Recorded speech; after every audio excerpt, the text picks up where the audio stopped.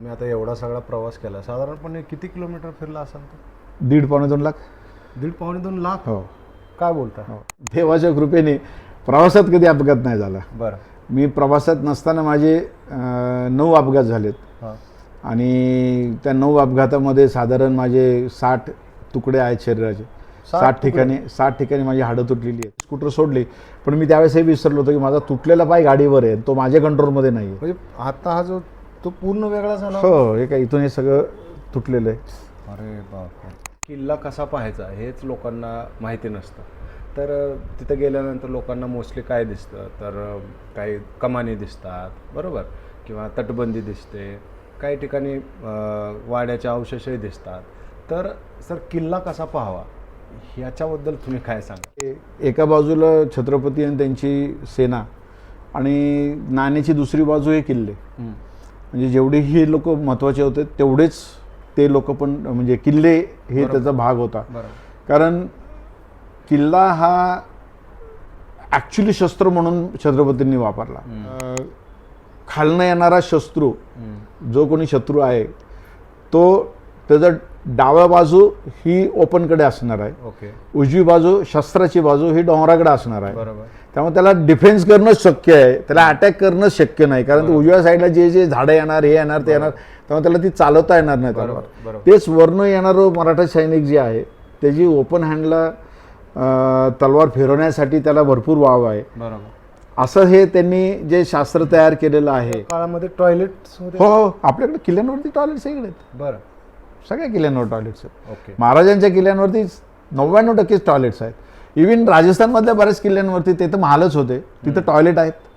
छत्रपतींच्या काळामध्ये मी चुकार मावळा असेल, त्यावेळेस झाडाखाली बसून टाइमपास केला, आयुष्य काढलं असेल, ती त्याची भरपाई आज व्याजासकट केली. छत्रपती शिवाजी महाराजांनी स्वराज्य स्थापन करून एक जनतेच्या मनामध्ये एक स्वराज्याचं एक ज्योत पेटवली.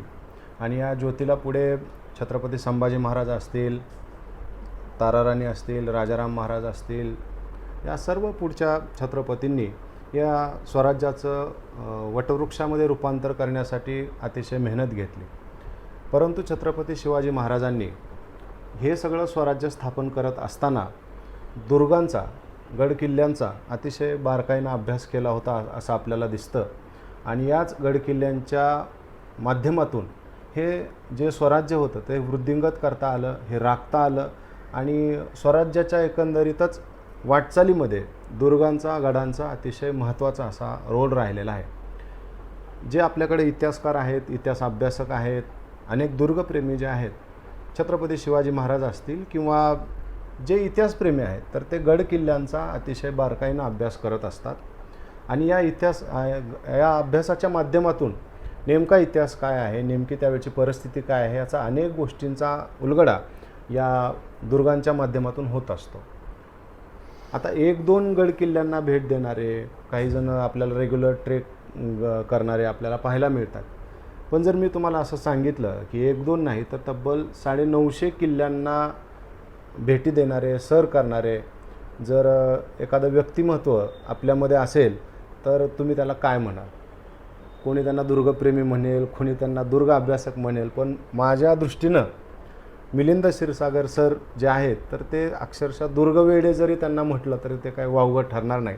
सर, स्वागत आहे तुमचं. नमस्कार. सुरुवातीला सर तुमचा एकदा परिचय करून द्या, म्हणजे आपल्याला पुढे बोलता येईल. नमस्कार, मी मिलिंद क्षीरसागर.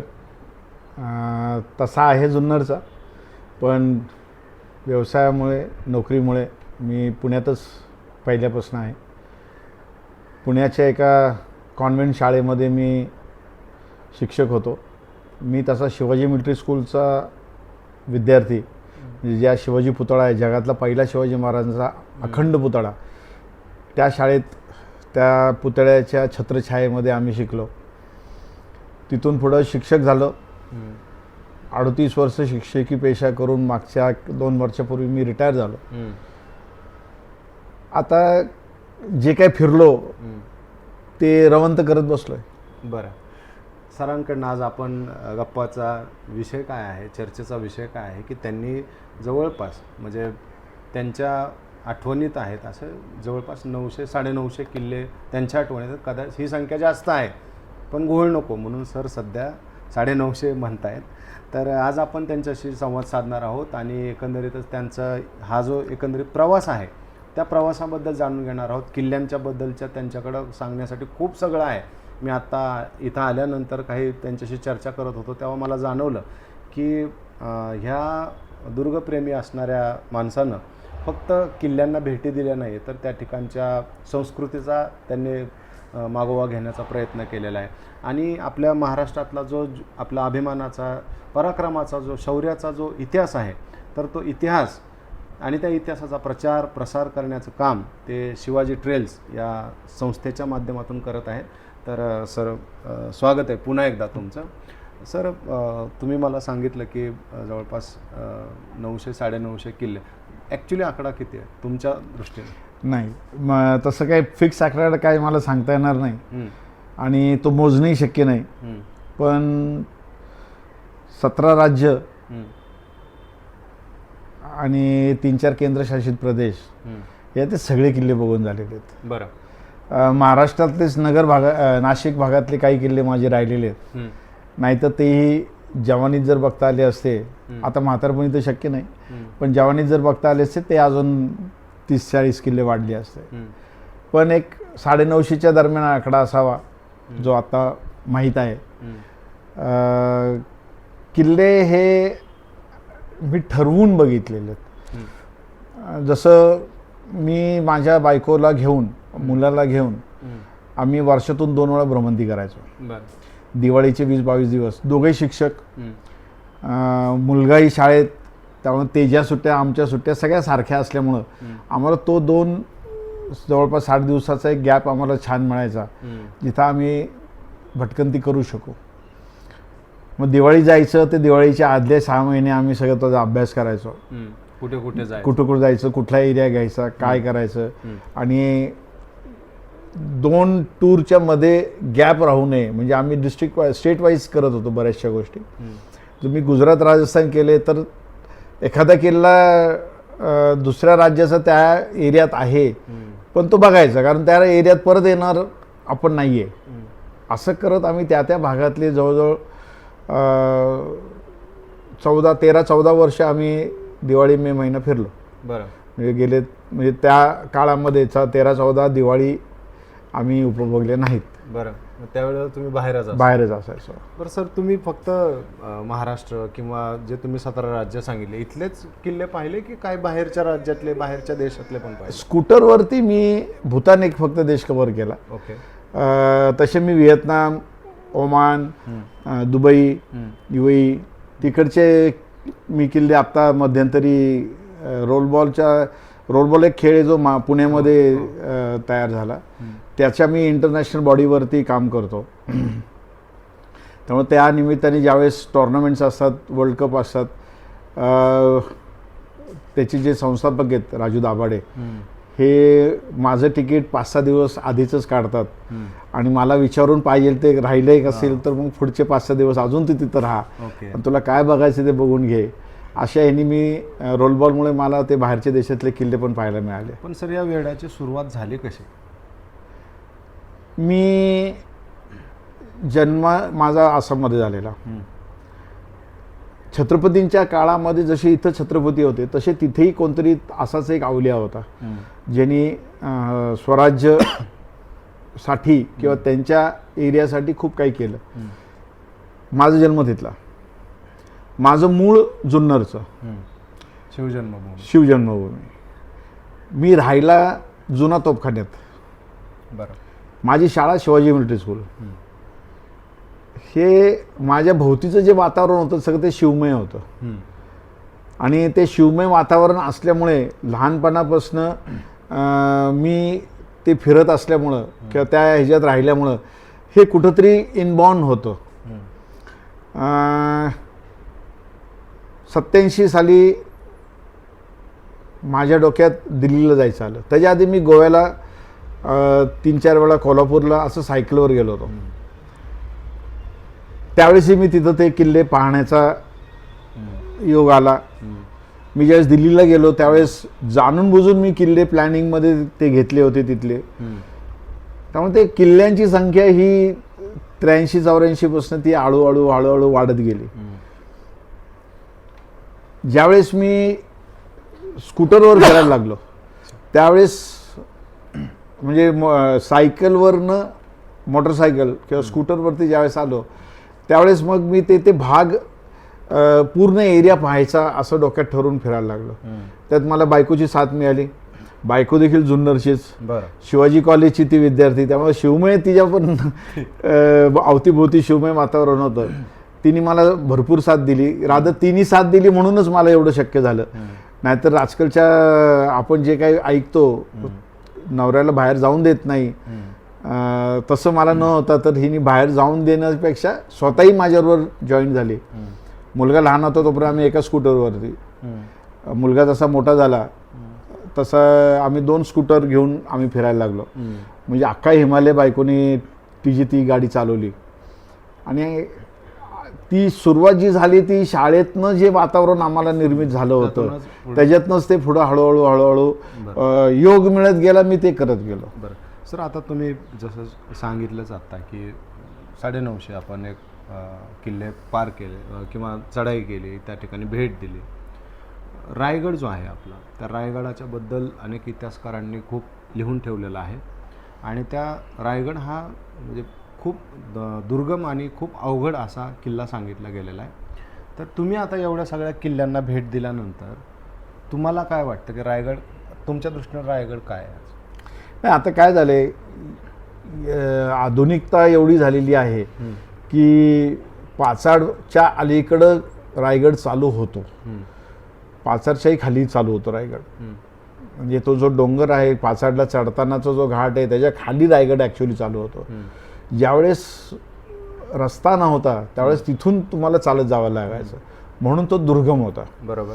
आज गाडी पार वरच्या दरवाजेपर्यंत जाते, त्यामुळे तो आता काही असा काही खूप राहिला नाही. त्यात केबल कार आली त्यामुळे वर गेला. नाही, आजचं नाही मी सांगत, पूर्वीच्या काळाचा जर विचार केला तर रायगडाचं स्थान कुठं आहे? नाही, रायगड उत्तमच. काय आहे माहिती का, किल्ला हा पहिली गोष्ट की डिफेन्ससाठी.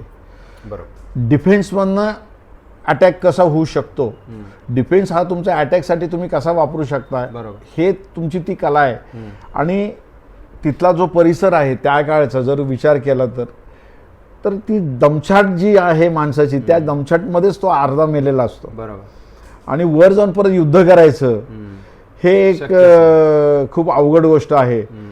आज आपण बघितलं तर नुसता रायगड चढायचा म्हटला तर 2 लिटरची पाण्याची बाटली आपल्याला जड होते. मग म्हणतो आपण 1 लिटरच आणलं असं चाललं असतं. बरोबर.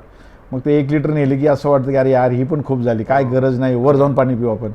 म्हणजे माणूस जेवढं कमी वेट करता येईल तेवढं करत असतो, पण एवढं रिकामं जाईल तेवढं. पण 2 गोष्टी आहेत, त्या काळच्या लोकांची फिजिकल कंडिशन ही खूप स्ट्रॉंग होती. कारण बेसिकली सगळे मावळे हे शेतकरी होते, शेतात काम करायचे, त्यामुळे ते वेल बिल्ट होते, तंदुरुस्त होते, प्युअर गोष्टी खाणारे होते. आज आपण अर्धनिम्म केमिकलनी केलेलं फूड खातोय. त्यामुळं त्या काळच्या लोकांची फिटनेस लेवल खूप हाय होती. त्यात त्या काळच्या म्हणजे साधं लेझिम म्हणा, गावागावांमध्ये जे लेझिमचा खेळ खेळला जायचा याच्यामुळे प्रचंड फिटनेस वाढायचा. बरोबर. आज जर तुम्ही लेझिम, लाठीकाठी ह्या गोष्टी जर तुम्ही केल्यात तर तुमचे जिममध्ये ज्या मसल्सला ताण बसणार नाही ते मसल्स सगळे तिथं वापरले जातात.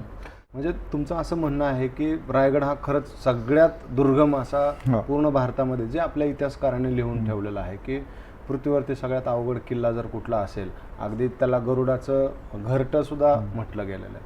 बरोबर. तर असा रायगड आहे. बरं, आता जर रायगड नंतर जर आपण इतर राज्यातल्या किल्ल्यांबद्दल जर आपण बोलायला गेलो तर तुम्हाला वाटलेला की हा खरंच खूप दुर्गम गड आहे, चढायला अवघड आहे असा? नाही, आता कसं आहे, चढायला अवघड असे खूप कमी किल्ले आहेत भारतात.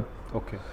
जे काही अवघड किल्ले म्हणायचे आहेत ते आपल्याकडेच, महाराष्ट्रात ते आपल्याकडेच आहेत. बाहेरचे किल्ले जर समजा आपण करायला गेलो तर कम्पेअर करायला कसं करणार? तुमचे नाशिकमध्ये सगळेच किल्ले तसे आहेत. हां, सगळेच किल्ले तसे आहेत नाशिकमधले. बरं.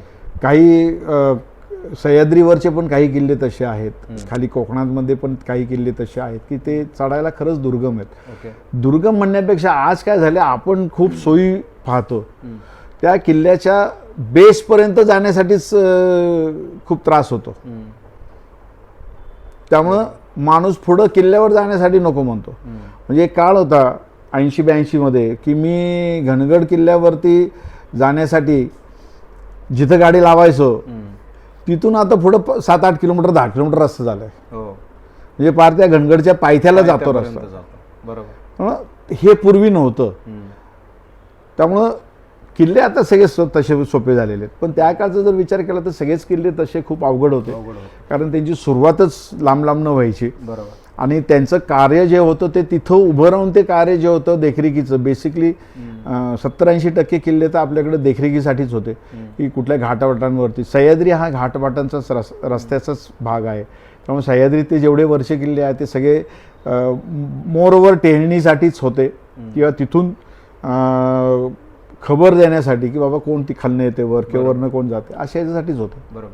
सर, स्वराज्याच्या उभारणीमध्ये वाटचालीमध्ये मी जसं सुरुवातीला इंट्रोडक्शनमध्ये सांगितलं की गडांचा एक अतिशय महत्त्वाचा रोल राहिलेला आहे. आता तुम्ही उल्लेख केला की डिफेन्सबरोबर अटॅक करण्यासाठी देखील किल्ल्यांचा वापर कसा करता येईल याचा महाराजांनी विचार केलेला आहे.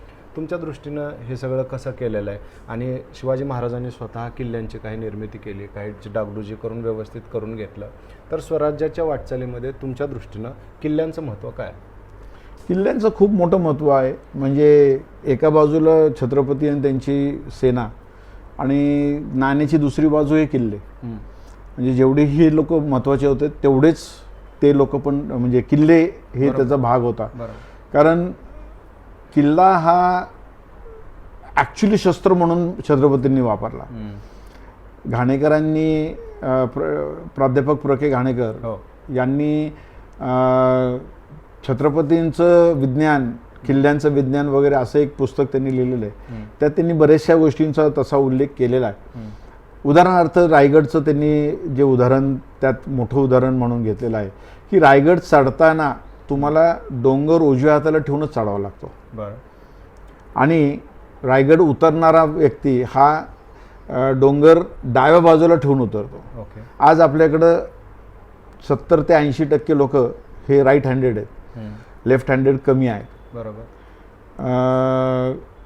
खालनं येणारा शत्रू जो कोणी शत्रू आहे तो त्याचं डाव्या बाजू ही ओपनकडे असणार आहे, उजवी बाजू शस्त्राची बाजू ही डोंगराकडे असणार आहे.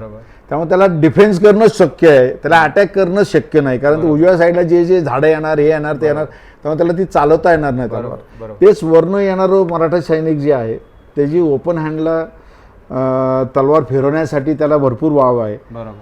असं हे त्यांनी जे शास्त्र तयार केलेलं आहे, किती बारीक विचार आहे, ह्याचा सायंटिफिक विचार खूप केलेला आहे. त्यात बऱ्याचशा किल्ल्यांच्या म्हणजे जे दरवाजे होते, गोमुखी दरवाजे होते, हा तर भाग आहेच, पण त्या दरवाजाच्या जवळचा भाग जो आहे ना तो इतका खराब ठेवलेला आहे, इतका खराब ठेवलेला आहे.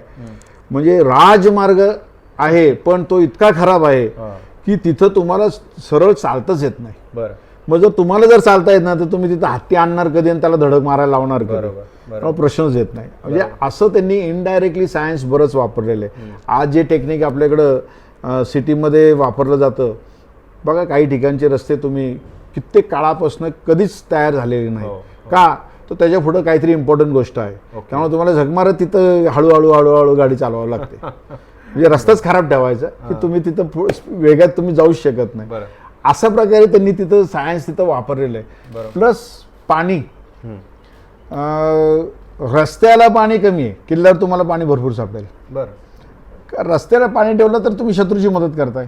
असं बरोबर आहे. आणि मी काही किल्ले पण पाहिले की अतिशय उंच उंच असे किल्ले आहेत, पण म्हणजे तिथं माणसाची वस्तीसुद्धा राहणं अवघड आहे, पण तिथं पाण्याचा स्रोत मात्र आहे. हे कसं आहे सर? काय पाण्याचं एक शास्त्र आहे.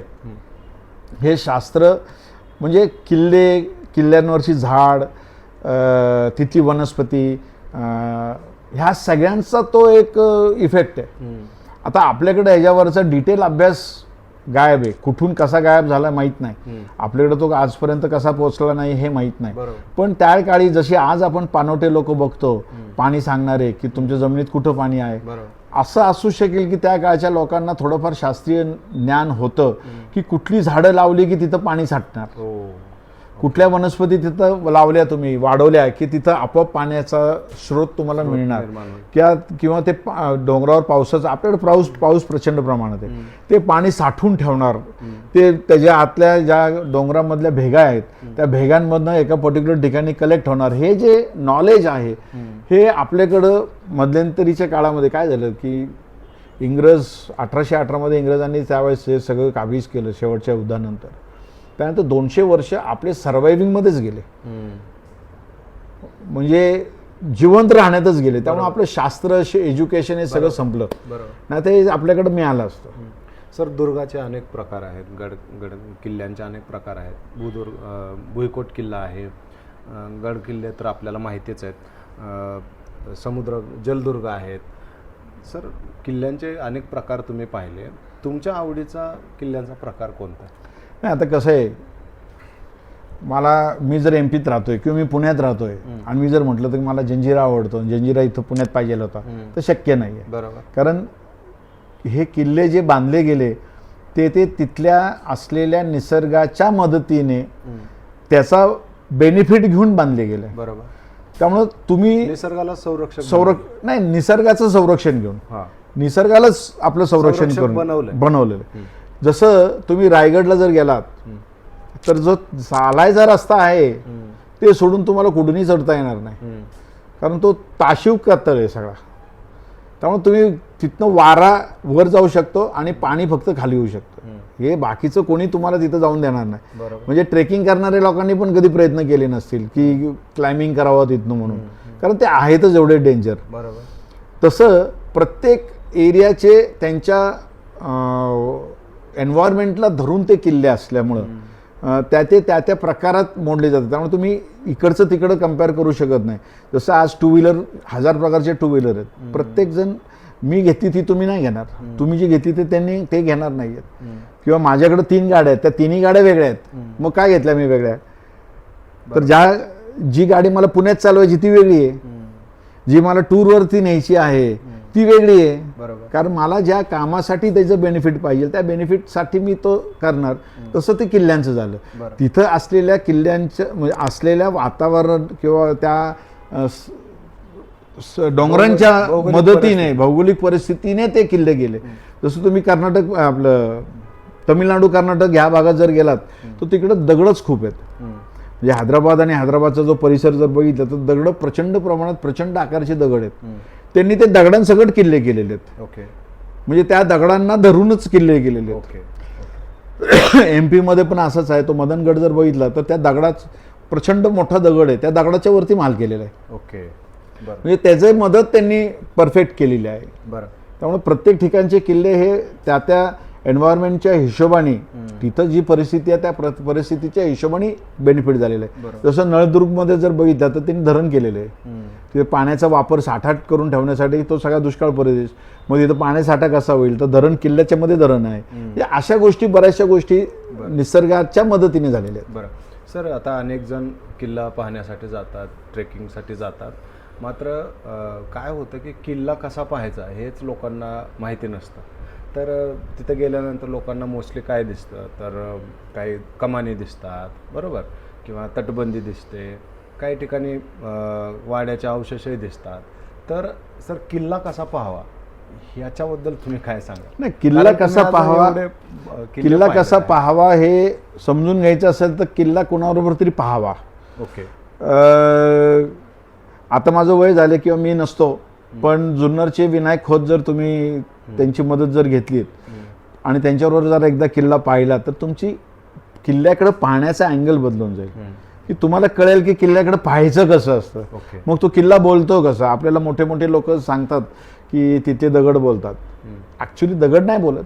तुमचं जे ज्ञान असतं आधीचं ते ज्ञान तुम्हाला दाखवतं की हा दगड अमुक अमुक असेल, त्या हिशोबाने तो दगड तुमच्याशी बोलतो की हा दगड अमुक अमुक ठिकाणी असेल, अमुक अमुक इथं असेल. एक उदाहरण करायचं झालं तर मध्यंतरी मी एका किल्ल्यावर गेलो होतो, नाव नाही घेणार मी कारण लोक जाऊन तिथं काहीतरी करतील, उद्योग करत बसतात. तर मला एका ठिकाणी किल्ल्याच्या जमिनीच्या लगत एक छोटीशी कमान चं ते कार्विंगचं हे दिसलं. ओके. कैलासवासी मनोज बवळे यांना मी सांगितलं की ती जरा कामान ते दिसतंय ना थोडंसं, एवढीच गॅप दिसत होते. म्हटलं त्याच्या तिथलं जरा उकर जरा. त्यांनी उकरलं. म्हटलं जरा आत कितपर्यंत बघ. मग त्यांनी ते उकरत हात जाईल एवढा केलं. म्हणे 2-2.5 फूट आहे. म्हटलं बरं ठीक आहे. मग एक काम कर म्हटलं, आता आम्ही जिथं बसलो होतो तो पडका बुरुंज होता. म्हटलं ह्या बुरुंजावरती आणि उशीर होत चालला होता. आम्हाला परत पुढचे 5-6 किल्ले करायचे होते. म्हटलं एक काम कर, फक्त हे इन्व्हेन्शन करत बसण्यापेक्षा मला फक्त एक काम कर म्हटलं, पलीकडं मला जाता येणार नाही कारण तोपर्यंत माझे 2-3 ॲक्सिडेंट झालेले होते. म्हटलं पलीकडं जा आणि एक साधारण 4 फुटावरती 5 फुटावरती एक डोंगराला किंवा त्या दगडांना खाली खड्डा आहे का बघ. हो म्हटलं आहे. म्हटलं किती फुटावर आहे. तर म्हटलं साधारण एक 3-4 फुटावरती खड्डा आहे. म्हटलं ओके चल निघ बाहेर. म्हटलं आपल्याला किल्ला उतरायचा आहे. मग आम्ही आपलं माझ्या हातात कायम छडी असायची कारण माझा पाय हे असल्यामुळं मी आपली खाली उतरलो. अख्ख्या रस्त्याने तो शांत मी शांत. आता तो शांत आहे म्हणून मी शांत होतो. गाडीत बसल्यानंतर मला म्हटलं सर आता कुठं जायचं आपल्याला. म्हटलं अमुक ठिकाणी जायचं. गाडी स्टार्ट केली. मला म्हटलं सर अख्खा किल्ल्यावरनं उतरलो आपण खाली, तुम्ही बोलला नाहीत काय. तू विचारलं नाहीत काय. नाही म्हणे तुम्ही मला ते का सांगितलं आणि काय तुम्हाला वाटलं ते आता सांगा मला. म्हणे माझ्या डोक्यात माकच जर नुसतं वादळ चाललंय. म्हटलं काय नाही. म्हटलं हा बुरुंजामध्ये ती टॉयलेट आहे. म्हटलं ओके. हा टॉयलेटचा कोनाडा आहे. तो कोनाडा जरी आपल्याला दिसत असला तरी तो टॉयलेटसाठी आहे. मी त्याचा आउटलेट आहे का असेल तर 100% टॉयलेट आहे. ओके. हे अंडरस्टँड करण्यासाठी मी तुला फक्त म्हटलं पलीकडं जाऊन बघ की त्याला खाली हे आहे का. म्हणजे त्या काळामध्ये टॉयलेट्स होते. हो आपल्याकडे किल्ल्यांवरती टॉयलेट सगळे आहेत. बरं. सगळ्या किल्ल्यांवर टॉयलेट्स आहेत. ओके. महाराजांच्या किल्ल्यांवरती 99% टॉयलेट्स आहेत. इव्हन राजस्थानमधल्या बऱ्याच किल्ल्यांवरती ते तर महालच होते तिथं टॉयलेट आहेत. सर तुम्ही 900-950 किल्ले दुचाकीवरनं तिथं जाऊन मग चढाई केली. तर मला सांगा की मग तुमचं हे ट्रॅव्हलचं कसं असायचं, रूट्स कसे असायचे, म्हणजे रूट्स तुम्ही कसे डिसाईड करायचे. नाही ॲक्च्युली काय व्हायचं की गाडी जे यूज करायचा त्या गाड्यांबद्दलही सांगा. ॲक्च्युली काय व्हायचं की मी समजा आता मला दिवाळीत टूरला जायचं आहे. दिवाळीत मला 20 दिवस मिळायचे. माझा जनरली अख्ख्या भारताच्या एरियाचा अभ्यास झालेला होता. मग मी ठरवायचं की आता मला 20 दिवसात काय शक्य आहे. मग आंध्राचे 2 भाग केले, उत्तरांध्र दक्षिणांध्र. मग तो दक्षिणांध्र उत्तरांध्रचा अभ्यास एकत्र केला पण डिव्हाइड मी जायच्या आधी केलं. ओके. मग ते डिवाइड करत असताना एका साईडला ते अभ्यास चालू असायचा, दुसऱ्या साईडला माझी एक गाडी तयार होत असायची. दिवाळीमध्ये माझी गाडी मी तयार करून घ्यायचो आणि मे महिन्यामध्ये मिसेसची गाडी तयार करून घ्यायचो. तयार करून म्हणजे त्याचं देखभाल. ओके. मग मला काय पाहिजे आहे. माझ्या गाडीत बऱ्याचशा मी गोष्टी अल्टर केल्या होत्या कारण 3-4 वर्षानंतर मोबाईलचा आविष्कार झाला होता. आपल्या आयुष्यात मोबाईल आला होता. मग मोबाईलनी आपल्याला कॉन्टॅक्टमध्ये राहता येईल ह्या हिशोबाने मी मोबाईल घेतला होता. पहिल्यांदा ज्यावेळेस मोबाईल घेतला आणि टूरवरती गेलो त्यावेळेस रोमिंग काय असतं माहीत नव्हतं. बरं. मी इथून रायगडला फोन लावला देशमुखांना, फोन लागला. मग याचा अर्थ मी जर रायगडला असेल तर मला रायगडवरनं घरी कॉन्टॅक्ट करता येईल. मग मी पुढच्या आठवड्यात रायगडला गेलो होतो. रायगडवरती गेल्यानंतर फोन डेड. तिथून इथं लागत नव्हता. ओके. कारण रेंज ही कन्सेप्टच माहीत नव्हती. बरं. मग ती झाली एक छोटीशी रेंज. मग ते नंतर रेंज आल्या वाढल्या. बिर्ला 18Tचं त्यावेळेस मला BPLचं कार्ड होतं. मग आम्ही एकदा टूरवरती निघालो. मला कन्याकुमारीला जायचं होतं. कन्याकुमारीला आम्ही निघालो त्यावेळेस म्हणजे 2001ची गोष्ट असेल. पुण्यातनं कन्याकुमारीला जायचं. ओके. मग मी AT&Tच्या ऑफिसला गेलो. ते म्हटले हो सगळीकडे तुम्हाला रेंज मिळेल, काय प्रॉब्लेम नाही. पण त्यांनी हे नाही सांगितलं की तुम्हाला रोमिंग करून घ्यावं लागेल, कार्ड रोमिंग करून घ्यावं लागेल. हे त्यांनी काय सांगितलं नाही आणि आपल्याला कन्सेप्ट माहीत नव्हती. मी आपलं पुण्यावरनं निघालो. गोव्यापर्यंत मला मधनं लागायची. सिटी आली की रेंज यायची कारण ती तशी त्यावेळेस तसंच होतं. रस्त्याला रेंज, हायवे रेंज नव्हती. गोव्यातनं बाहेर निघालो. कोचीनपर्यंत मला रेंज नाही कारण गोवा सोडल्यानंतर तुम्हाला रोमिंग पाहिजे आणि रोमिंग मला माहीतच नाही करतात ते. मग मी कोचीनमध्ये बराच गोंधळ घातला तिथल्या ऑफिसला गेल्यावर. आणि मग त्यांनी मला रोमिंग करून दिलं. ते 5-6 दिवसांनी कसं तरी चालू झालं. ते मधनं यायचं, मधनं नाही यायचं. म्हणजे अशा ह्याच्यामध्ये अभ्यास हा माझा जास्त महत्त्वाचा होता. आणि मग मी त्या एरियांचे सगळे अभ्यास करत गेलो. गाडी एका साईडला रिपेअर करत होतो. त्यामुळे ते कॉम्बिनेशनमध्ये मला ते खूप चांगलं काम व्हायचं. म्हणजे शाळेच्या नंतर मला संध्याकाळी वेळ मिळायचा. त्यावेळेस मी शाळा सुटल्या माझा मित्रच एक क्लासमेट आहे, शेखर मनोहरकर म्हणून. त्या शेखरकडे मी जायचो आणि माझी गाडीचं सगळं काम तो पाहायचा. म्हणजे त्याचे स्कूटर व्यवसाय म्हणजे रिपेअरिंगचा व्यवसाय कधीच चालला नाही, कायम झिरोमध्ये. पण काही का असं ना, तो किती चांगला वाईट मेकॅनिक होता, माझी गाडी कुठं खराब नाही झाली, मला कुठं त्रास नाही झाला गाडीचा. आणि गाडीच्या आवाजावरनं तो सांगायचं की गाडीला काय झालं, काय प्रॉब्लेम आहे, आणि तू काय माणसाला सांग काय काय करायचं, किंवा त्याशी मला बोलून दे. असं हुशार होता. पण तो पैसा कधी त्यांनी कमवू शकला नाही, तो काय माहीत नाही, देव जाणे. पण मग त्याच्यामुळे माझी गाडी कधी मला त्रास द्यायची नाही. गाड्या कुठल्या यूज? मी सुरुवात केली ती चेतकवरती. ओके. आणि मग एकदा आंध्र प्रदेशच्या टूरवरती असताना, दक्षिण आंध्राच्या टूरवरती असताना, नाही उत्तर आंध्राच्या टूरवरती असताना, हैदराबादच्या जवळ आल्यानंतर माझ्या गाडीला काहीतरी झालं, खटकन मोठा आवाज आला आणि गाडी अशी झिगझॅग चालायला लागली. कसं तरी मी एका मेकॅनिकपर्यंत ती गाडी नेली. मेकॅनिकला दाखवलं, म्हटलं काय झाले बघ. तर तो म्हटला सर शॉक ऑब्झर तुटा है, ये शॉक ऑब्झर लेके जाओ और ऐसा ही लेके आओ. कारण ते त्यात प्रकार असतात, प्रत्येक गाडीचे हे प्रकार थोडेसे वेगळे असतात. मग त्यांनी तो शॉक ऑब्झर दिला मला. मी तो शॉक ऑब्झर घेऊन गेलो. तर हैदराबादमध्ये सिकंदराबादमध्ये ते माझ्या मते एक बजाजचं डीलर आहे. मी तिथे गेलो, साधारण 7 वाजले होते. मी त्याला ते शॉक ऑब्झर दिला. त्यांनी असं ते छोटीशी विंडो असते ना, तिथनं असं माझ्याकडे बघितलं. मला म्हटलं कहाँ से आहे, म्हटलं पुणे से आहे.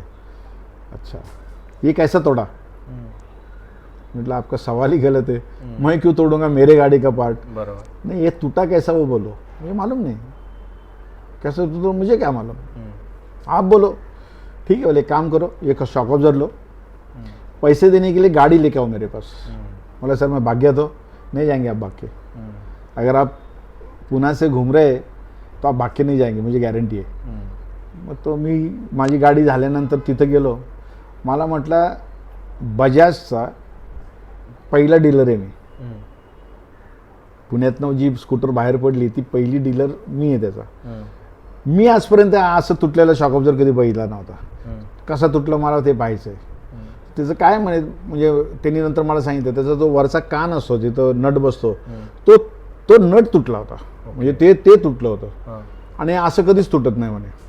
हे कसं तुटलं. मग मी गाडी घेऊन गेलो, त्यांनी बघितली. त्यांनी त्याच्या माणसाला सांगितली घे रॅम्पवरती. तो म्हटलं नाही मला चालवता येणार, कारण माझ्या गाडीला पुढे 15 दिवसाचे कपडे बसतील असं बकेट होतं, मागं पेट्रोल टँक होती. त्यामुळे माझ्या गाडीची तशी लेंथ वाढली नव्हती, पण बघायला लेंथ गाडीवर बसल्यानंतर असं ते पुढं अजून वाढलेलं दिसायचं. तर तुम्हाला टायर कधीच दिसायचं नाही. त्यामुळे ती बॉक्स पुढचं दिसायचं. त्यामुळे तुम्हाला ती लेंथ गाडीची वाढली. तो म्हणलं मी नाही चढू शकत. म्हटलं मी चढवतो. म्हटलं मग मी ती रॅम्पवरती चढवली. त्यांनी बघितलं. मला म्हटलं सर आपको मालूम है कि गाड़ी का वेट कितना है, कितना ले जा सकते हैं, इसके ऊपर कुछ स्टडी हुआ है. नहीं, कल तक तो वेट कैरी कर रही थी गाड़ी, आज ही कुछ गड़बड़ कर दिया उसने. तो सर गाड़ी के ऊपर 110 किलो अलाउड है. जो गाड़ी है उसके ऊपर 110 अलाउड है. 2 इंसान का वेट 110. मतलब हाँ, अभी गाड़ी मैंने ऊपर रैम्प पे लिया है, आपके गाड़ी का वेट 130 है, इंसान नीचे है. इंसान नीचे फिर भी गाड़ी के 130 है. तो टूटेगा ही ना.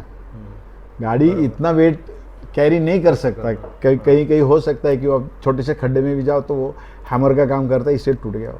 मग त्यावेळेस मी गाडी ॲडिशन केली. मग मी होंडा इटर्नो घेतली. तो पण होंडानी ॲक्टिवाच्या बरोबर एक 4 गिअरची गाडी काढली होती. ती 4 गिअरची गाडी मी घेतली आणि मग मिसेस ती गाडी चालवायची. कारण त्याचा बेनिफिट असा होता की एकाच एक मदतीच्या गाड्या होत्या. त्या गाडीमध्ये 54 वगैरे ॲव्हरेज मिळायचं आणि ह्या गाडीचं 35-40चं ॲव्हरेज. त्यामुळे ते दोन्हीचं मिळून साधारण 50ला 45-50च्या दरम्यान मला ते ॲव्हरेज मिळायचं गाडीला. त्यामुळे ते इकॉनॉमिकल जास्त व्हायचं, म्हणून मी ती गाडी घेतली. आणि मग ती गाडी आणि ही गाडी अशा 2 गाड्या घेऊन आम्ही मग पुढचा प्रवास केला. बरं सर, तुम्ही आता एवढा सगळा प्रवास केला, साधारणपणे किती किलोमीटर फिरला असाल तर? 1.5-2 लाख. 1.5-2 लाख? हो. काय बोलता? हो. आणि मग या सगळ्या प्रवासामध्ये अपघातही झाले असतील? देवाच्या कृपेने प्रवासात कधी अपघात नाही झाला. बरं. मी प्रवासात नसताना माझे 9 अपघात झालेत. हां. आणि त्या 9 अपघातामध्ये साधारण माझे 60 तुकडे आहेत शरीराचे. 60 ठिकाणी माझी हाडं तुटलेली आहेत. काय झालंय? माझा पहिला ॲक्सिडेंट जो झाला तो औरंगाबादच्या इथं सिल्लोड म्हणून गाव आहे. संभाजीनगर सॉरी संभाजीनगरला सिल्लोड म्हणून एक ठिकाण आहे. त्या सिल्लोडमध्ये मला साईडनी कमांडर जीपनी कसं मारलं मला माहीत नाही, पण माझा डावा पाय तुटून वेगळा झाला होता. पण तो फुटरेसवरच पडला होता. पण ज्यावेळेस मी बघितलं की म्हणजे ब्रेक मारला आणि माझा पाय का टेकत नाही, तर माझा फुटरेसवर पाय पडलेला होता. मग काय करायचं, तर मी मुलाला आधी फेकलं रस्त्याच्या काडी, तो स्लोप असतो त्याला त्याच्यावरती, आणि मग मी उडी मारली आणि गाडी सोडून दिली. मागं बायको बसलेली होती, पण स्कूटरचा तो डेरा असल्यामुळं मागच्या माणसाला तसं काय खूप लागत नाही. गुडघ्याला खरचटतं पार शेवटी तोपर्यंत काय लागत नाही. अशा याने मी ती स्कूटर सोडली. पण मी त्यावेळेस हे विसरलो होतो की माझा तुटलेला पाय गाडीवर आहे, तो माझ्या कंट्रोलमध्ये नाही आहे. म्हणजे आता हा जो तो पूर्ण वेगळा झाला? हो, हे काय इथून हे सगळं तुटलेलं आहे.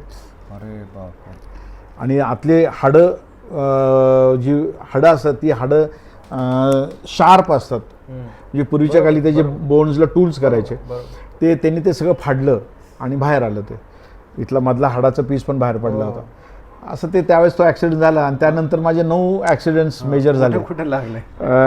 इथे 3 आहेत. हे तुटलेलं, मग हे तुटलेलं आहे, माझं रिस्ट तुटलेलं आहे, माझ्या बरगाड्या तुटलेल्या आहेत, माझं चीन तुटलेलं आहे, माझ्या कॉलरबोन तुटलेला आहे, माझ्या उजव्या पायाची 3 बोटं तुटलेली आहेत. असं सगळं तुटलेलं. कसे वाचतात कसे? शिवकार्य बाकी होतं. मला बरंच काही माझ्यातनं करायचं होतं, किंवा विनायकसारखी लोक उभी करायचं जबाबदारी कदाचित माझ्याकडे दिली होती. छत्रपतींच्या काळामध्ये मी चुकार मावळा असेल, त्यावेळेस झाडाखाली बसून टाइमपास केला, आयुष्य काढलं असेल, ती त्याची भरपाई आज व्याजासकट केली. आता दर्शकांना कळलं असेल की मी जे सुरुवातीला जे त्यांचा उल्लेख केला की दुर्गप्रेमी नाही, तर हा माणूस दुर्गवेडा आहे. तुम्ही आता तुम्हाला दाखवायचं बघूयात शक्य आहे नाही, परंतु हे बघा तुम्ही काय काय झालं काय ते तुम्ही बघा. ह्या अशा अवस्थेमध्ये सुद्धा त्यांनी अनेक गड सर केलेले आहेत. आणि सर सध्या शिवाजी महाराजांचा जो आपला इतिहास आहे किंवा महाराष्ट्राचा जो इतिहास आहे, तर त्याचं जतन, संवर्धन आणि प्रचार प्रसार करण्याचं तुम्ही कार्य करताय. बरं सर, आता गड किल्ल्यांबद्दलच आपण बोलतोय, तर मग ह्याच्यातनं आता अपघात झाले, हे सगळं झालं, रिकवर तुम्ही कसं झालात? काय माहिती का, माणसाच्या मेंदूमध्ये काय काय आहे त्याच्यावरती त्याची रिकव्हरी ठरते. बेसिकली मी शिक्षक म्हटल्यानंतर एक्सपिरियन्स पुढच्या पिढीला देणारा अनुभव जे आहेत. शिक्षण म्हणजे काय, तर अनुभव देणे, अनुभव देऊन त्याचे अनुभव वाढवणे. म्हणजे मला ठेच लागली म्हणून तुला ठेच लागावी हा भाग नसतो त्याच्यात. मला लागली म्हणून तुला लागू नये म्हणून तू ही काळजी घे, असं सांगून ते पुढच्याला शिक्षण द्यायचं. बरोबर. शिक्षण देताना मी बरेचसे टूल्स वापरले. जसे म्हणजे मला ते एक छंद मी लावून घेतले. मला बरेचसे छंद आहेत. त्याच्यात मी स्टॅम्प कलेक्शन करतो, कॉईन कलेक्शन करतो. पूर्वी ते काडेपेट्याचे मार्क गोळा करायचो. माझ्याकडं पत्त्यातले जोकर जे असतात त्या जोकरचे खूप मोठं कलेक्शन होतं, गोट्यांचं खूप कलेक्शन होतं. असे बरेचसे छंद मी लावून घेतले. या छंदातून मला बरंच काही शिकायला मिळालं आणि ते मी माझ्या कामामध्ये वापरत गेलो. ते संयम, त्याच्यातला जो काही संयम होता, किंवा एखाद्या माणसाने सांगितलं की पूर्वी स्टॅम्प हा पोस्टाचं कार्ड आल्यानंतरच एखाद्याकडे यायचा. आता तो स्टॅम्प्स खूप इझिली अवेलेबल होतात, पण पूर्वी तसं नव्हतं. तुमच्याकडे पत्र आलं तर त्याच्यावरती स्टॅम्प. मग ते तुमच्याकडं पुढचं पत्र येऊस्तोपर्यंत वाट बघत बसायची. त्यामुळे आपोआप पेशन्स झाले की फक्त विचारायचं काका झालं का. मी काल परवा 2 दिवस फेसबुकला मी गुडलकवरती पोस्ट टाकलेल्या आहेत, इराणी कॅफेवरती पोस्ट टाकलेल्या आहेत. त्याच्यात जर तुम्ही वाचलं तर त्या अब्बास अंकल आहे किंवा अब्बास भाई, ते अब्बास भाईंकडे खूप मोठं कलेक्शन होतं, स्टॅम्प्स असायचे आणि तो माणूस कायम बिझी असायचा. जेव्हा तो आयदर नसायचा किंवा तो कामात असायचा. त्यामुळे मला त्याच्याकडं जाणे, अब्बास भाईंकडे जायचं आणि त्यांच्याकडनं तो स्टॅम्प घ्यायचा, 1 2 3 4 स्टॅम्प घ्यायचे, हे मी माझ्या पेशन्सला अपग्रेड केलेलं होतं. म्हणजे ते आपोआप झालं होतं, म्हणजे मी काय केलं नव्हतं, पण मला ती स्टॅम्प्स पाहिजे म्हणून माझे पेशन्स वाढले होते. असे करत असताना मला बाकीच्या गोष्टींमध्ये पण पेशन्स वाढले. म्हणजे मला जो किल्ल्यांवरचा अभ्यास करावा लागला किंवा किल्ल्यावर एकटंच फिरायचं, किल्ला समजून कसा घ्यायचा, किल्ल्यात वापरलं कसं काय आहे, हे एका किल्ल्यावरनं दुसऱ्या किल्ल्याचा एक्सपिरियन्स आणि तो मग मुलांपर्यंत पोहोचवणे, ह्याच्यातच ते सगळं होत गेलं. तर आता आपण अनेक गड किल्ल्यांना भेट दिली आहे, तर अनेक गड किल्ल्यांविषयी अनेक गैरसमज आहेत, दंतकथा आहेत, काही अफवा आहेत. आता एक उदाहरण म्हणून देतो, शनिवारवाडा जो आहे, तर त्या शनिवारवाड्याबद्दल अनेक गैरसमजुती पसरलेल्या आहेत. जसं तिथं 7 पायाचं मांजर आहे किंवा काका मला वाचवा आवाज येतो, अमावस्येच्या रात्री कुणास तरी रडण्याचा आवाज येतो वगैरे, अशा भरपूर गैरसमजुती आहेत पसरलेल्या, अंधश्रद्धा आहेत पसरलेल्या. असं काय तुम्ही आता एवढे किल्ले पाहिले, तर या किल्ल्यांबाबत तुम्हाला इंटरेस्टिंग वाटल्या, भले ते श्रद्धा अंधश्रद्धा हा विषय द्या सोडून, पण अशा ज्या काही गैरसमजुती पसरल्या त्या आम्हाला सांगाल? ॲक्च्युली काय झालं, आपल्याकडे 1818 नंतर आपण पूर्ण पारतंत्र्यात गेलो आणि त्यानंतर किल्ल्यांवरती लोकांनी जाऊ नये म्हणून या दंतकथा पेरण्यात लोकांपर्यंत पोहोचवण्यात आल्या. अरे तिकडं जाऊ नका, तिथं भूत आहे, तिथं हे करतात, तिथं ते करतात. मग ते इंग्रजांवरनं ढकलण्यात जास्त आलं की इंग्रजांनी इथं लोकं कापली आणि मग त्यांची भूतं झाली जातात. असं करून काही गावं, आता मी किल्ल्यांची नावं मुद्दाम नाही घेणार कारण ते त्याच्याबद्दल ते आपण पसरवल्यासारखं. हां, पण काही किल्ल्यांवरती मला असं सांगण्यात आलं की सूर्यास्ताच्या आधी तुम्ही बाहेर या, किल्ल्यावरती सूर्यास्तापर्यंत थांबायचं नाही. मग काही किल्ल्यांवरती मला सांगितलं की बरं तुम्ही झोपलात तर शेजारी काठी घेऊन झोपा, लेदरची चप्पल घेऊन झोपा, का तर तिथं भूतं येतात. म्हणजे अशा बऱ्याचशा गोष्टींचे गैरसमज तिथं आहेत. त्या फलाने किल्ल्याखाली तिथं एक मोठा दगड आहे, त्या दगडाच्या अवतीभोवती जास्त वेळ थांबू नका, तो दगड अंगावर येऊ शकतो. आता तो दगड 400 वर्ष तिथंच आहे, 400-500 वर्ष तिथंच आहे, तो काय कोणाच्या अंगावर आला नाही, पण लोक असं सांगतात, पसरवतात. कोकणातल्या किल्ल्यांबद्दल तर कोकणात तिथं तर भूतखेत तर खूपच आहे त्याच्यात. तसंच वेस्ट बेंगॉलमध्ये पण त्या संदर्भात खूप आहे. ते पडलेले किल्ले जे आहे, ते पडलेल्या किल्ल्यांचे म्हणजे दंतकथाच खूप त्याच्यावरती केलेल्या आहेत. आणि ते काय काय वेळेस मग आपण तिथे गेल्यानंतर उगाच चुकून एकटेच असतो आपण, आपलं ते चुकून खरं वाटतं. आता मला एक सांगा, आता तुम्ही एवढे सगळे किल्ले पाहिले, काय थरारक एखादा अनुभव आला? नाही, किल्ल्यांवरती मला कधीच काय अनुभव नाही आला, काहीच नाही, कधीच नाही. एकाही किल्ल्यावरती कधी मला अनुभव नाही आला. उलट मला किल्ल्यांवरती मदतच खूप ठिकाणी मिळाली किंवा किल्ल्याच्या भोवती आणि टूरवरती मदतच खूप मिळाली. असं कधी म्हणजे तो एक आंध्र प्रदेशमध्ये किल्ला आहे, त्या किल्ल्यावरती तर मला खालनं 2 पोरं म्हटली, आप कैसे जाएंगे, आपको तो मालूम नहीं है. म्हटलं मालूम नहीं, आप जाएंगे देखते देखते, 4-5 घंटा है. तो म्हटले आप हमको लेके चलो. मतलब चलो, आपको कुछ पैसा वैसा देने? नहीं, कुछ नहीं देने का, हम आपके साथ आते, हमको दिखाते. मग त्यांनी जे दाखवलं ते मी शक्यच नव्हतं मला बघणं. म्हणजे त्यांनी 2-3 ठिकाणी त्या डगरांच्या मध्ये आतमध्ये हजारो लिटर पाणी साठलेलं. हे मला तसंच दिसलं नसतं कारण तो रस्ताच दिसला नसता मला तिथनं आत जायचं आहे ते. त्यामुळे अशा काही गोष्टी तिथं मला दिसल्या, त्यांच्यामुळे ते बघायला मिळालं. त्यामुळे किल्ल्यांवरती कधीच मला असं काय थरारक किंवा भूतखेत आणि असलं कधी नाही जाणवलं. आता ती 2 पोरं भूत होते की माहित नाही मला. बरं, आता मला सांगा की तुम्ही एवढे सगळे गड किल्ले पाहिले, आपल्या राज्यातल्या जे गड किल्ल्यांची अवस्था आहे ती पाहून तुम्हाला काय वाटतं? 2 गोष्टी. एकतर आपल्या भारतामध्ये सगळ्यात जास्त किल्ले आहेत जगामध्ये. भारतामध्ये सगळ्यात जास्त किल्ले, भारतामध्ये महाराष्ट्रात सगळ्यात जास्त किल्ले, महाराष्ट्रात नाशिक जिल्ह्यात सगळ्यात जास्त किल्ले. म्हणजे जास्त किल्ले असल्यामुळे काय झाले, अति किल्ले असल्यामुळे त्याचं काय इम्पॉर्टन्स राहिलं नाही. त्यात ह्या स्वातंत्र्याच्या चळवळीमध्ये किंवा त्या 1818मध्ये सगळी युद्ध आपल्याकडेच झाली. म्हणजे 1818चं जे युद्ध मराठे हरले, त्यानंतर अख्खा भारत पारतंत्र्यात गेला. बरोबर. आणि त्यानंतर पुढचे 200 वर्ष म्हणजे आपण सर्वायवलमध्येच घालवले. म्हणजे आपलं फक्त जिवंत राहणे, अस्तित्व टिकवायचं. जिवंत राहणे स्वतःचं आणि स्वतःची फॅमिली ह्याच्यातच घालवले. बरोबर. आणि हे घालवत असताना काय झाले की लोकांनी तो जो काही इतिहास आहे तो विसरत गेले, त्याच्यात भुरळ पडत गेली. त्याच्यामध्ये आपल्याकडे जी सरदार घराणी होती ही सरदार घराणी एकदम गायब झाली. त्यामुळं तसं महाराष्ट्राला लीडर नव्हता आणि जे पॉलिटिशियन लीडर झाले त्यांनी ही सरदार घराणी दाबली. आज बघा एक 2-4 घराणी जर सोडली तर त्या घराण्यातनं लीडर कोणच नाही. उलट ही सरदार घराणीच खरं लीडर झाली पाहिजे होती, कारण त्यांच्याकडं ते तंत्र पहिल्यापासून होतं, ते नॉलेज त्यांच्याकडं होतं. पण हे न झाल्यामुळं काय झालेलं आहे की आता जे पॉलिटिशियन्स आहेत ते इतक्या वर्ष एका विशिष्ट पार्टीचं राज्य आपल्याकडे कायमस्वरूपी होतं. ती पार्टी तीच पार्टी आहे की जिने भारतातले सगळे संस्थान खालसा गेली. ती खालसा करत असतानाचं जी मेंटॅलिटी होती तीच मेंटॅलिटी आज त्यांना उभं राहून नाही द्यायचं. आणि त्यांना उभं राहून नाही द्यायचं म्हणजे सरदार घराण्यांना उभं राहून द्यायचं नाही, म्हणून ही लोक सरदार झाली आणि त्यांनी किल्ले आणि संस्कृती ही फक्त वापरली. ओके. त्यांनी भगवा कलर वापरला, किल्ल्यांची नावं वापरली, सरदार घरांची नावं वापरली आणि त्याच्यासाठी काहीच केलं नाही. म्हणजे आजही आपल्याकडं इतके वर्ष झाले लोकांना काय, मी एकटा शाणा नाही आहे, माझ्या आधी 100 लोक शाणे होऊन गेलेले आहेत की ज्यांनी हे सगळं सांगितलेलं आहे, पण तरी आपल्याकडं त्यात काय बदल नाही आहे. बरं.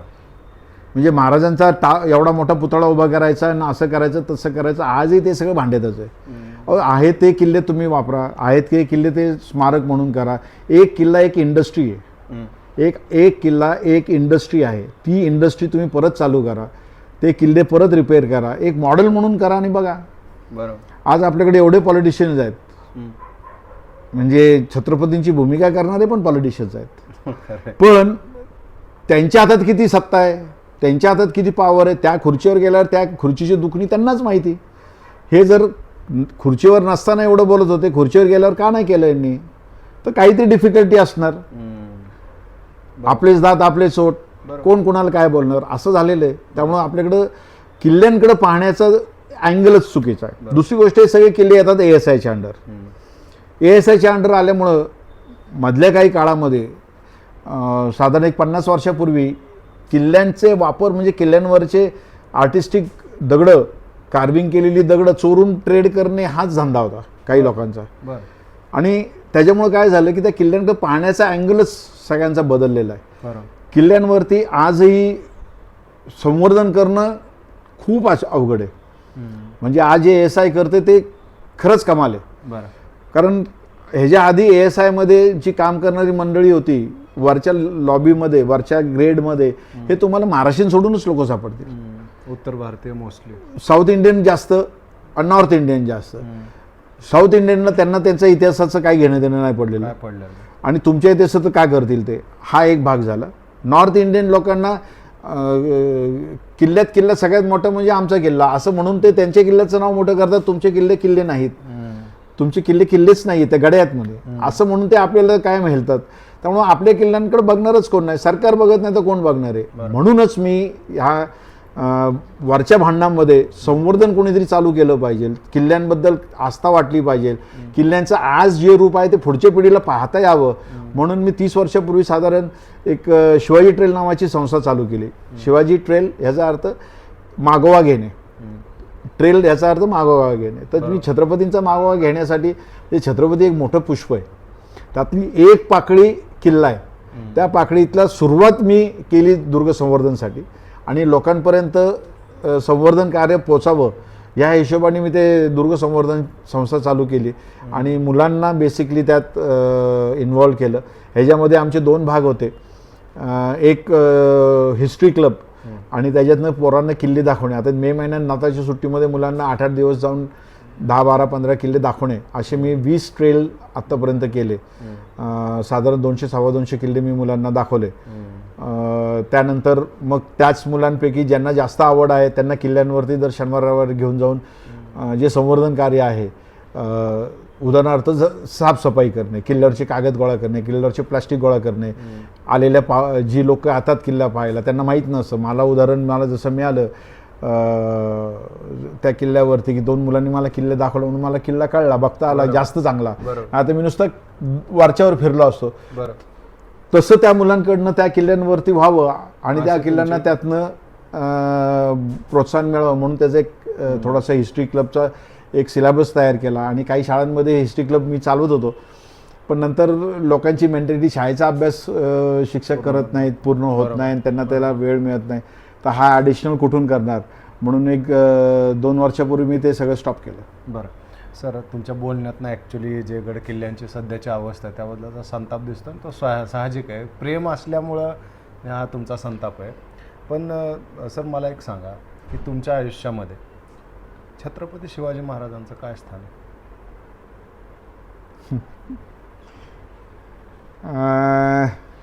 मी बेसिकली जुन्नरचा आहे, त्यामुळं छत्रपतींचं ते जन्मस्थान आहे. आणि आजची जी राजधानी आहे सातारा, त्या राजधानी माझा आजोळ आहे. ग्रेट. त्यामुळं मी शिकलो ती शिवाजी मिलिटरी स्कूल आहे. त्यामुळं छत्रपतींचं माझ्या आयुष्यामध्ये म्हणजे मी जे काय उभा आहे आज 60 तुकड्यानंतर देखील ते कदाचित तेच आहेत. त्यांचं प्रोत्साहन आहे. त्या काळचा मी एक चोर मावळा असेल, कामं नाही केली, लपून बसायचो, झाडाखाली बसायचो, म्हणून आज एवढा ॲक्सिडेंट, मेजर ॲक्सिडेंट, 3 माझे मेजर ॲक्सिडेंट जिथं मरता मरता मी वाचलो. तर तिन्ही ॲक्सिडेंटमध्ये वाचण्याचं काम तेच असेल की बाबा फेडायचं आहे तुला, मग ते फेडण्याचं काम चालू आहे. आणि आजही जे काही शक्य आहे ते मी करतोय. शिवाजी महाराज झाले नसते तर काय अवस्था असते आपली? अफगाणिस्तान, एवढी भयान. अफगाणिस्तान महाराष्ट्राच्या भारताच्या इतिहासामध्ये महाराजांचं काय स्थान आहे तुमच्या आज भारतामध्ये जे काय सत्ताधारी पक्ष आहे, त्या सत्ताधारी पक्षाचा जो भगवा आहे तो छत्रपतींमुळेच टिकलेला आहे. आणि छत्रपतींनी आणि छत्रपतींच्या भगव्याने दिल्ली 40 वर्ष तख्त ठेवलं होतं. दिल्लीचं तख्त राखलं होतं महाराष्ट्राने. आणि आजही बऱ्यापैकी आपण तेच करतोय. आज छत्रपतींनी जे काय पायंडा पाडून दिला, छत्रपती नसते तर औरंगजेब मोठा झाला असता, औरंगजेब मोठा झाला असता तर काय झालं असतं दुनियाला माहिती आहे. सर तुम्ही सांगताय की तुमच्या अक्षरशः 60 तुकडे झालेले आहेत शरीरामध्ये, इंटरनल इंजरीज आहेत, हाडांचे तुकडे आहेत. या सगळ्यामधून तुम्ही आज ज्या वेळेला आज ज्या लेवलला आहात, ज्या स्टेजला पोहोचलेला आहात, या सगळ्या वाटचालीमध्ये शिवरायांकडनं तुम्हाला गुणांचा जर विचार केला, प्रेरणेचा जर विचार केला, तर कुठल्या गुणांमधून तुम्हाला सर्वात जास्त प्रेरणा मिळते? काय मी काय एवढा मोठा हे नाही आहे, विचारवंत नाही आहे की ते मी असे ते काहीतरी विचार घेईन. पण माझ्या मनात जे आलं, मला जे योग्य वाटलं, छत्रपतींची प्रेरणा घेऊन मी ते पूर्ण करत राहिलो. आणि किल्ले लोकांनी पाहावेत म्हणून मी शिवाई ट्रेल ज्यावेळेस मी चालू केलं, त्या सुरुवातीच्या काळामध्ये 2 लोक, 5 लोक, 10 लोक असायची. मग किल्ल्यांवरती लोक यावीत म्हणून मी स्वतः खर्च करून लोकांना किल्ल्यावर नेत होतो. आणि तुम्ही 3 किल्ले म्हणजे दरवर्षी एक मी दुर्गपूजा करतो फेब्रुवारीच्या शेवटच्या रविवारी, जी आज भारतभर 160-70 किल्ल्यांवरती होते.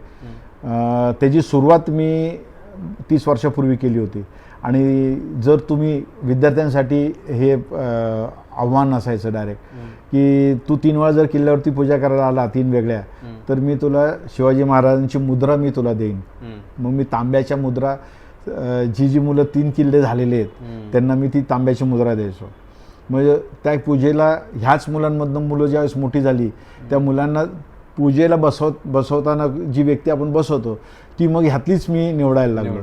मग त्या ज्यांनी किल्ल्यावरती पूजा केलेली आहे आणि त्यांनी मोर दॅन 10 टाइम्स तो किल्ल्यावरती आलेला आहे पूजेसाठी, त्यालाच फक्त चांदीची मुद्रा स्वतः तू घालायची तुला परवानगी आहे, हे मी त्यांना शिकवलं होतं. आणि किल्ल्यावरती पूजेला बसल्यानंतर तू जर 10 वेळा जर किल्ल्यावरती आला, बसल्यानंतर 10 वेळा किल्ल्यावरची पूजा अटेंड केली, तर तू सोन्याची मुद्रा घालू शकतो स्वतः. ओके. त्यामुळे तू तुझं लायकिंग्स लक्षात ठेव, तुझं पायरी तू लक्षात ठेव. तुझ्याकडे पैसे आले म्हणून तू उद्या पण घालू शकशील सोन्याची मुद्रा, पण घालायची की नाही तुझं तू ठरवायचं. मी तुला सांगितलेलं आहे की हे टास्क Challenge दिलेलं आहे केलंय. हां, की तू तांब्याची मुद्रा 3 नंतर मी तुला देणार प्रोत्साहन म्हणून. 10 किल्ले 10 पूजा झाल्यानंतर तू चांदीची स्वतःची स्वतः घालू शकतो. किल्ल्यावर पूजेला बसल्यानंतर पुढचे 10 केल्यानंतर तू सोन्याची घालू शकतो. अशी मी त्या मुलांना सगळ्यांना टास्क दिली होती. इव्हन तुम्ही विनायकच्या हातात जर बघितलं असेल तर सोन्याची मुद्रा आहे. माझ्या पण होती, पण मला ते मध्यंतरी 2-4 ॲक्सिडेंटमध्ये त्याचा त्रास झाला म्हणून ती काढून ठेवली मी. सर शेवटचा प्रश्न आहे. आजवरच्या वाटचालीमध्ये तुम्ही तर सांगितले की तुमच्या ट्रॅव्हलमध्ये पण तुमचे कुटुंबीय होतं. कुटुंबाचा यात किती रोल आहे तुमच्या ह्याच्यामध्ये? छत्रपती आणि कुटुंब या दोन्हीचाच रोल माझ्या आयुष्यात आहे. कारण मी जे काही किल्ले पाहिले ह्याला सपोर्ट सुरुवातीच्या काळामध्ये थोडासा आईवडिलांनी दिला, पण नंतर ॲडव्हेंचरस भटकंती करण्यासाठी मला बायकोनी खूप सपोर्ट केला, मुलांनी खूप सपोर्ट केला. सपोर्ट केला म्हणजे जा असा सपोर्ट नाही केला तर आम्ही पण येणार, तुम्ही 35 दिवस चालले ना आम्ही पण येणार. असं करून आम्ही स्कूटरवरती अख्खं कुटुंब वर्षातले 60 दिवस, दिवाळीचे 20-25 दिवस आणि 26-27 दिवस मे महिन्यातले असे आम्ही भटकत राहिलो. 13-14 वर्ष भटकलो. त्यामुळं आणि मुळात म्हणजे 6 ॲक्सिडेंट, ते माझा ॲक्सिडेंट झाला त्या ॲक्सिडेंटमध्ये माझी जी काही शुश्रूषा करावी लागली, कारण ॲक्सिडेंट असे छोटे छोटे किरकोळ नव्हते. महिना हॉस्पिटलायझेशन असंच होतं. माझे आत्तापर्यंत ॲक्सिडेंट जरी 9-10 झालेले असले तरी 16-17 ऑपरेशन्स झालेले. त्यावेळेस ते हॉस्पिटलायझेशन 16-17 झाले. बरं. कारण माझं ग्राफ्टिंगच खूप होतं. बोन ग्राफ्टिंग होतं, स्किन ग्राफ्टिंग होतं, माझं मसल शिफ्टिंग होतं. बरंच काय काय डॉक्टरनी केले, सगळे प्रयोग माझ्यावरती करून झालेले आहेत. ह्या काळामध्ये जे काय त्रास झाला, मुलगा, नोकरी, नवरा, जेवण खावण हे सगळं करण्यामध्ये ते सगळ्यात मोठा हातभार तिचाच आहे. भ्रमंती आज विचार करा कोणी पण की आपली बायको आपल्याबरोबर आपल्या गावाला येते का, 2 व्हीलरवरती येणार, आणि अशी एकदा जर आली तर दरवेळेस येते का?